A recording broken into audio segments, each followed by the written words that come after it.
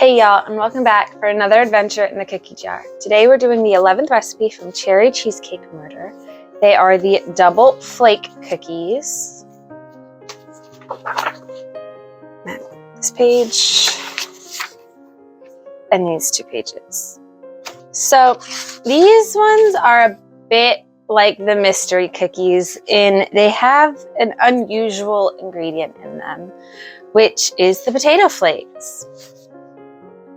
So, first of all, first tidbit, these have to go in the fridge for 4 hours, so we're not preheating our oven. It says do not preheat oven, dough must chill before baking. And then it goes into, this recipe is from Lisa's cousin, Betty Harner. Betty's cookies are slightly different than the ones we make at the cookie jar, so if you don't like them, don't blame us. If you love them the way the folks in Lake Eden do, please give Betty all the credit.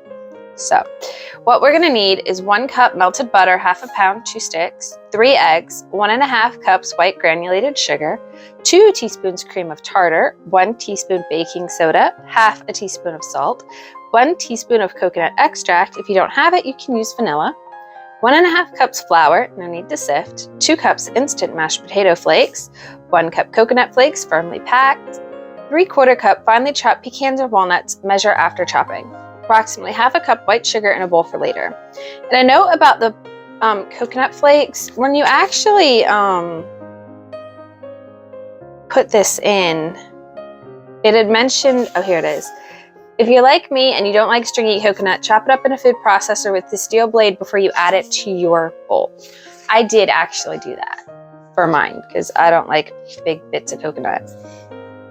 But it's, so the first deviation in this recipe, that is what we normally do, is they melt the butter and set it aside. They don't immediately start like creaming the butter and sugar together. They do melt it, but then they mix up everything else and add it in later. So that is the first note. These will bake at 350 once they come out of their fridge. It's pretty standard, 10 minutes, cool for 2, rack and all that. It says we might get about 8 dozen. We are rolling the balls on sugar and then placing them on greased cookie sheets. Mother likes these best as sandwich cookies. I spread 1 cookie bottom with chocolate frosting and a sandwich, another cookie on top. The bottom should be together, making the cookie sandwiches slightly convex. Birdie's customers down at the Cut and Curl like them best if the sandwich filling is raspberry jam. I think that's because the chocolate melts if they eat them under the hair dryers. Anna's note, you're really supposed to chill this dough, but if you absolutely positively can't wait to bake them, you can. Just be prepared to wet your hands frequently as you roll the cookie balls so the dough won't stick to them. Okay, so this will be a definite interesting outcome. I've never cooked anything with mashed potato flakes, so intriguing. Let us get into the kitchen where I have everything all laid out. Here is everything we need for today. So we've already taken care of our melted butter. It's chilling out. So 3 eggs in the bowl.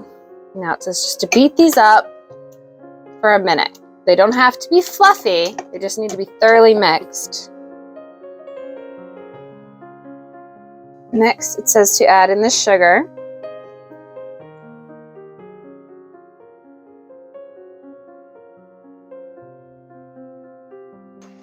Alright, so now we have the cream of tartar,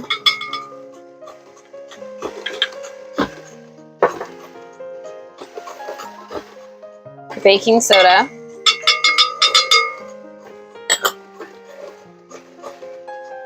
the salt, and the coconut extract.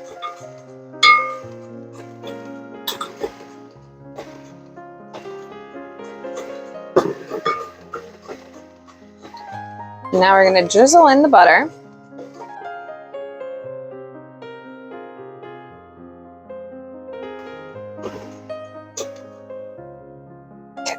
Next, it's the flour, and it doesn't say to add it in any increments or anything, so all in we are. Next is the 2 cups of mashed potato flakes, 1 cup of coconut,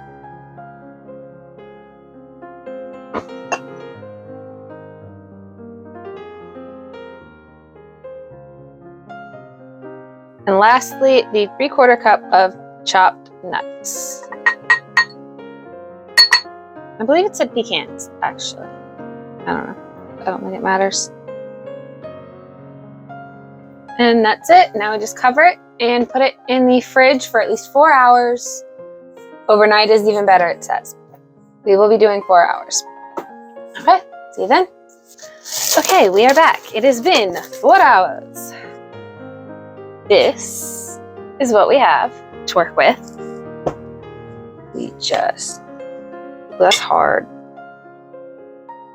That's really hard. We scoop it out into the sugar, the rolly roll, and onto the tray.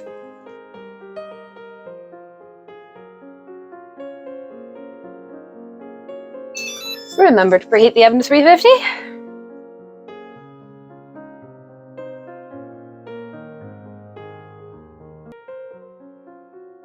And there we go. That's what they look like.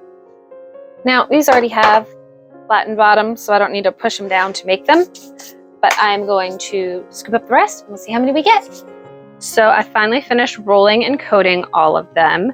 There are 64, 5 dozen plus 4. They'll go in a 350 oven for 10 minutes, cool on the sheet for 2, and then wire racks to finish. Here they are, all out of the oven. So I have a little helper here. He's going to help test these double flake cookies, which are the mashed potato and coconut flakes. Okay, so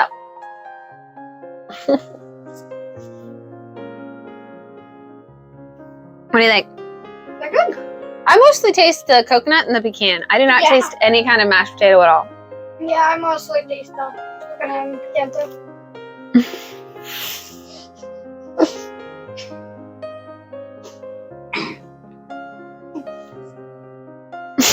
Regretting that choice? Go on. Silly duck. They're really soft and they're really light in your mouth.